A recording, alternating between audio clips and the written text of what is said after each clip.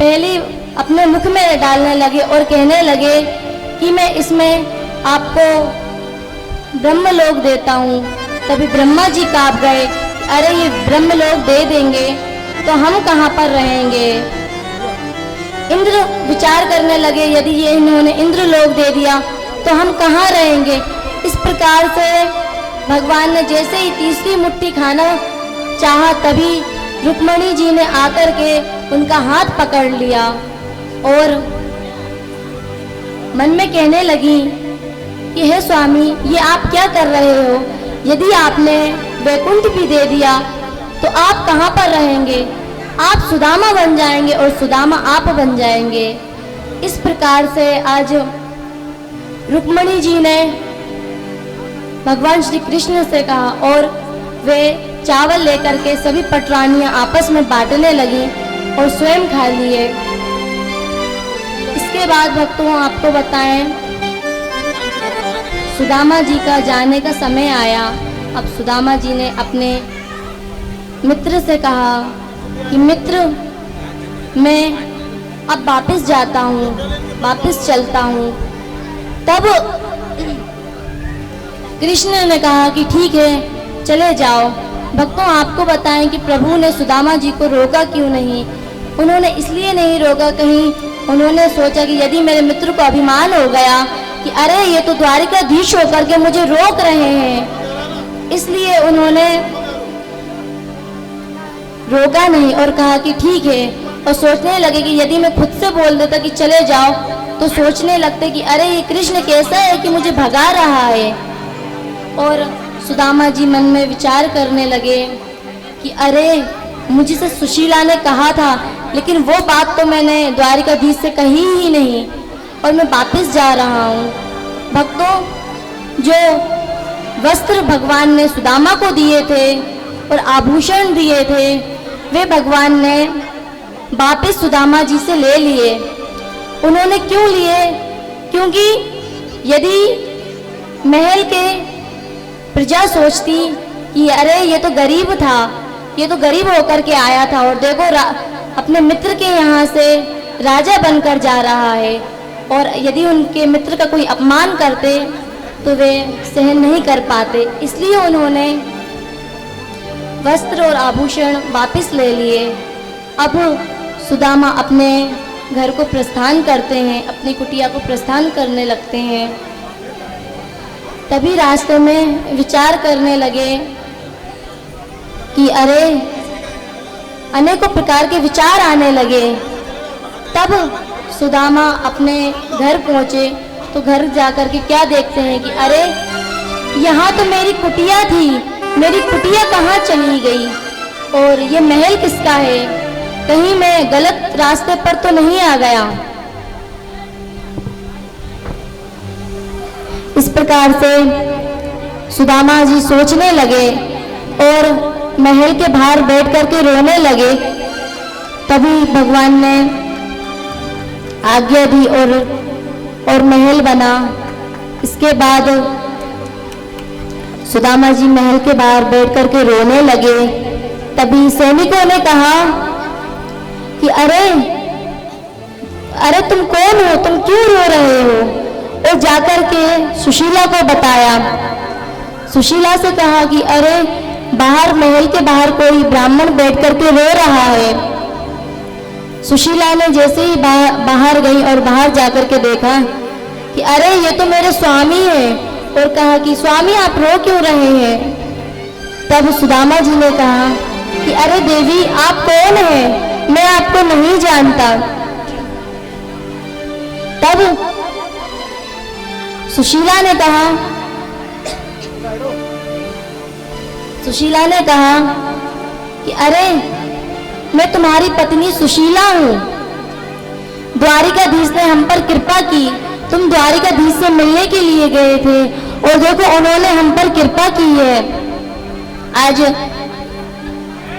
सुदामा जी कहने लगे कि ठीक है सुशीला, तुमको महल चाहिए था, तुम्हें महल मिल गया, अब मैं भगवान का भजन करने के लिए चला जाता हूँ। इसके बाद भक्तों सुदामा जी भजन करने के लिए जाने लगे। तभी सुशीला ने कहा कि हे प्रभु, आप प्रकट होइए, इन्हें विश्वास नहीं हो रहा, आप इन्हें विश्वास दिलाइए कि ये सब कुछ दिया हुआ आपका ही है। तब भगवान प्रकट हुए और उन्होंने कहा कि अरे सुदामा, ये सब हमने ही तुमको दिया है, ये हमने तुम पर कृपा की है। और इसके बाद सुदामा और उनकी पत्नी और बच्चे कभी गरीब नहीं रहे और उनके घर में रोज द्वादशी हुई। इसके बाद भक्तों, आपको बताएं, भगवान एक दिन अपने महल में बैठे हुए थे और उन्हें नंद बाबा की याद आने लगी और उन्हें याद करते करते वे सो गए। तभी उन्होंने बाबा बाबा कहा और मैया मैया कहा और राधे राधे कहा। ये बात रुक्मणी ने सुनी तो रुक्मणी ने कहा कि कन्हैया, ये बताइए स्वामी कि आपके वसुदेव के अलावा कोई और पिता है? देवकी मैया के अलावा आपकी कोई और माता है? तब कन्हैया ने कहा कि हाँ, इनके अलावा मेरे नंद बाबा हैं और मैया यशोदा है, उनकी मुझे याद आ रही है। तब रुक्मणी जी ने पूछा कि ये राधे कौन है, ये राधे कौन है? तब द्वारिकाधीश ने कहा कि राधे तो वे है, मेरी प्राण प्रिय है। जैसे दूध को सफेदी से अलग नहीं किया जा सकता, ठीक उसी प्रकार मुझे राधे से अलग नहीं किया जा सकता।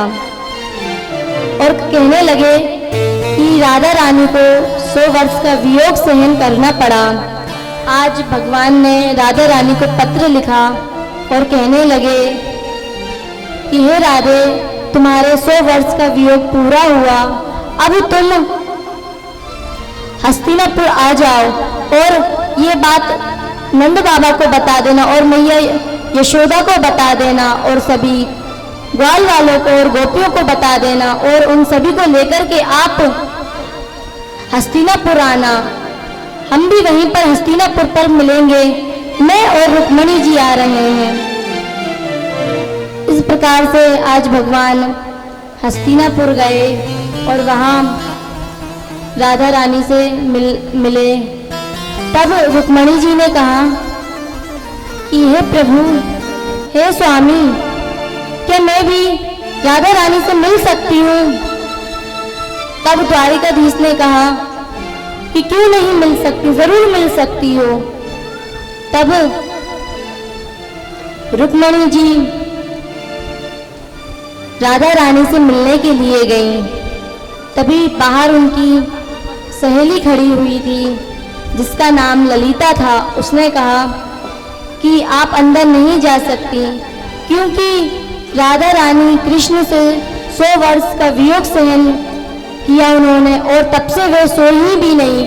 आज जैसे ही उन्होंने पत्र को पढ़ा और अपने कक्ष में विश्राम करने के लिए चली गई और ललिता ने रुक्मणी जी को मना कर दिया। तब रुक्मणी जी कृष्ण के पास गई और कहने लगी कि मैं राधा रानी से कैसे मिलूं? तब भगवान ने कहा कि तुम जाओ, जाकर के मिलना, मेरा नाम ले देना। आज रुक्मणी जी राधा रानी से मिलने के लिए गई और ललिता से कहा कि मैं कृष्ण की पटरानी हूँ, मेरा नाम रुक्मणी है, मुझे कृष्ण से मिलना है। इस प्रकार से रुक्मणी जी ने ललिता से कहा और ललिता ने रुक्मणी को अंदर आने दिया और राधा रानी से मिलने दिया। अब जैसे ही रुक्मणी राधा रानी से मिली, उन्होंने गर्म दूध राधा रानी को पिला दिया और राधा रानी ने वे दूध खुशी खुशी प्रसन्न होकर के पी लिया। इसके बाद रुक्मणी जी वहां से वापस आई और आकर के देखा कक्ष में द्वारिकाधीश विश्राम कर रहे थे।